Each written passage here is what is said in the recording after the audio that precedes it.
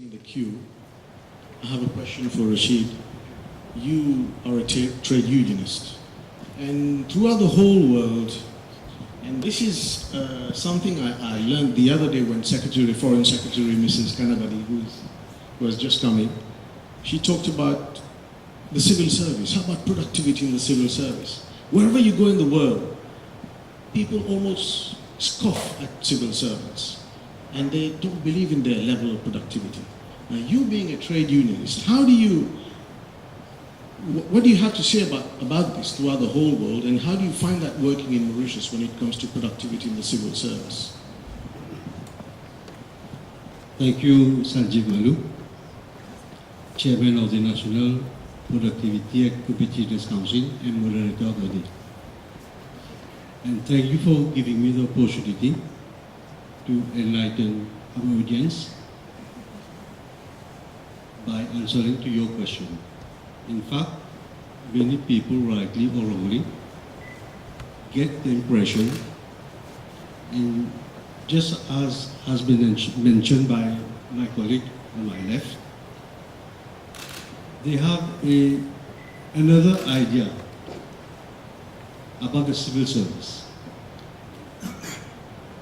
Of course, my friend has mentioned overstaffing and taking a long time in getting a service. But for the second question, I think we have the Chief Executive, a lady, the Chief Executive of the Registrar General's Department. Welcome, Madam. Welcome. And her department got the Public Service Excellence Award 2 years ago. Could you please stand up so that everyone can see you? An applause, a round of applause for her, please. Thank you. And her department, some 10 years back, when you submit an application there, it took you some weeks, maybe months. And now, in 2 hours time, 2 hours, maybe less at times, you get the service. And people rightly have in mind that we are doing nothing to improve productivity. And I will tell you at the end of my expose why these people, they are right. Now when we refer to productivity in the civil service, you know the word productivity itself. When you talk to a worker, be it in the private sector or the public sector, and when you read what has been on the screen when Dr. Santhy was making his expose, you tell the worker, you have to increase your output per worker. What is his reaction? This is a word coming from the dictionary of those propagating the capitalist ideology, whose objective is to become richer and richer on the sweat of us, the worker. And we in the civil service, when we have embarked on this strategy, we don't say increase productivity. I don't like the term. But when you tell an enterprise or an organization of the government, you have to be productive, it means that you are not productive. So the approach, the marketing of this project concept is wrong. We must admit at a point in time, make a reflection about our strategy, whether we are right or wrong. And in the civil service, in 2003, we had at the time, Sanu Jakarta was Prime Minister. He made a plan, a medium-term plan for 15 years with the help of the Commonwealth Secretariat, and we did not use the word productivity. What we did, we tell the workers, we have to engage ourselves in a series of reforms in the civil service reforms.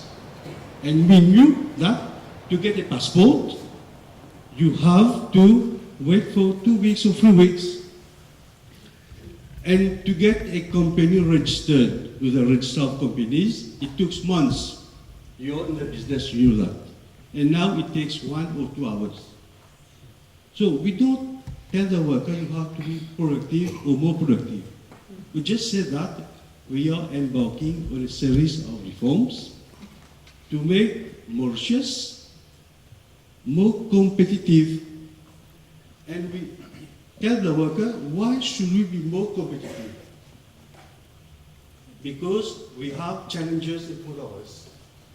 Our resources, they are limited.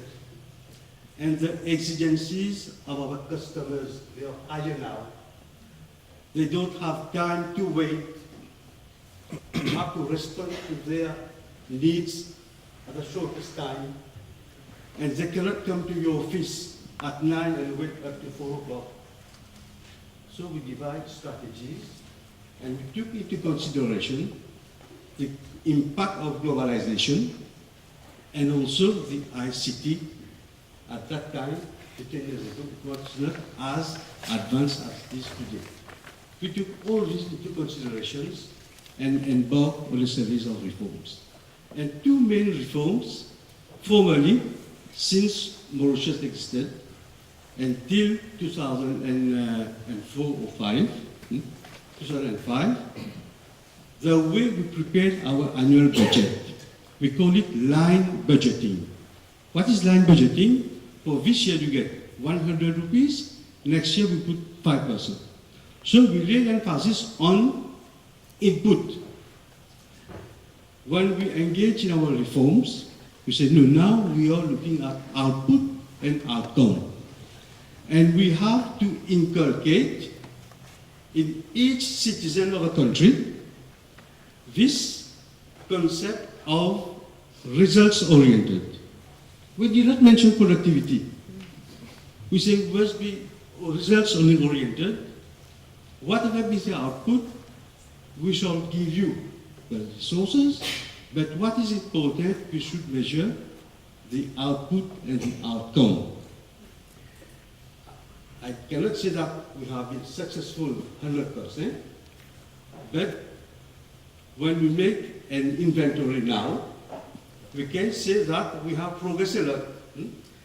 Maybe those citizens of Mauritius, you will witness, you may be at home at midnight, you intend to buy a car the following day, you want to have a personalized number plate for your car, registration number. In Mauritius, you have many personalized plates. I am born, I am a Hindu, I want 108. My name is Rashid, I want R108. I remember my wife, when she bought the car, she put it AR1 because she wanted to put the name of her husband. She's proud of her husband. Abdul Rashid Indri, AR1. So what she did, between 11 and midnight, she went online, National Transport Authority, she found the number, she made the application. So this is what we did in the context of increasing productivity. Now we have everyone here who pay taxes. Formerly you have to go to police, a long queue, you wait, your turn, you fill your form manually, you pay. Now at home at midnight, you pay online. This is productivity. And what we did in the civil service, we did not target only the organization. We say when we pay online, it is the Mauritius Revenue Authority which benefits in terms of increasing productivity and competitiveness, but also the citizen who remains at home, he saves a lot. So for us, for the civil service, productivity is a concern of the whole citizen. We have to inculcate that concept in each and every one. I will end, Chairman, just to mention that I can mention some 15 or 20, but just 10, you will witness the counter service in the civil service. Now it is ongoing. We don't go for lunch from noon to 1 like before. You get your passport, registration, registered in the house department. You have in the civil service, food are free with produce. And we have a license. We will have time to visit this. Sorry. But our weakness in the civil service, when we refer to reforms, but we have not reformed our marketing strategy. Many people do not know what we have done for them to benefit the service. I thank you, Chairman. Thank you. Now we'll have a complete change of scene from the public sector. We'll go to one of the biggest players in the private sector. And I will ask Patrice, who operates on the sea, on the air, and on land, how he manages his logistics value chain and how he measures productivity in his workflow. First thing I would like to say that my grandfather's name was Andre, and I've always wanted that AR1 number. Wow! And I did go online with someone who was really more productive, and so so I know who to call if I want a number now. So I mean, in our business, what I would like, well, in our business, or I guess in any business, because this is totally transferable. I mean, what I guess we always do is we look at facts. I mean, everything starts with data. Everything starts with facts. We can't talk about productivity without really nailing the data and nailing the facts. So we are crazy about numbers. We're crazy about facts and crazy about data. And with that, I guess that's the start of productivity.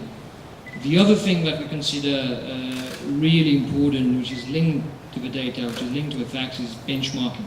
Because I want people to benchmark and benchmark and benchmark over and over again. And that's a moving target because people are getting better and better. So we spend a huge amount of time looking and being curious about what people are doing and really constantly benchmarking our operations. But data and facts are great. I think Lucian mentioned the Good to Great initiative. We are crazy in our organization about Good to Great, Jim Collins. So facts without disciplined people, disciplined thoughts, and disciplined action is not worth much. So you've got to be disciplined. You've got to be crazy about discipline. And that's for us very important. You don't become a world-class swimmer, you don't become a world-class football team without discipline. So combining data and discipline, I think, creates a great springboard for great productivity. The other thing which is really important is creating an environment for and flexibility for new ideas. I mean, you don't get an Amazon Go idea, you don't get a shopping technology idea without creating that environment for new ideas. I mean, just as an example, we launched a program in our organization that we call Simagination. Simagination is basically a platform. Is basically if you want to come forward with a project that is an out-of-the-box thinking project that gets tagged as a Simagination project. Now it's not easy to get into the tag because the tag has criteria. So if you meet a certain number of criteria, it gets tagged as a Simagination project. We've got 100 million rupee bottom line target for Simagination projects. We're about 40% there. So I want people to kind of fight to get into that Simagination box and really come up with great ideas. My personal view also about productivity is that, in fact, productivity is a fantastic excuse for great teamwork. It's as simple as this. So whether you believe in productivity, whether you don't, it doesn't really matter because productivity is a fantastic way to getting ahead of the curve for better teams. So when we embark in all those initiatives, I kept telling the guys, listen, if you get nothing out of it, who cares? We'll get a better team. So, and I knew, of course, we were going to get, significant benefits from, the hard productivity work. but the intangible benefit, which is as important for me as the tangible benefit, is getting out of those initiatives with much better and stronger teams, and it's worked, marvelously well.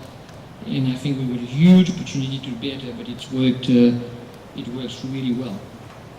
Linked to this whole people component, this is great for the organization, but it's also great for the people, because at the end of the day, what we're doing is we're giving people basically the opportunity to become prouder about all what they do, to become happier, because of course if you've come out of a project and you've completely outperformed what you used to do, you've got to come out of it feeling a hell of a lot better than you did in the past. And what you're basically doing is you're taking people out of a comfort zone.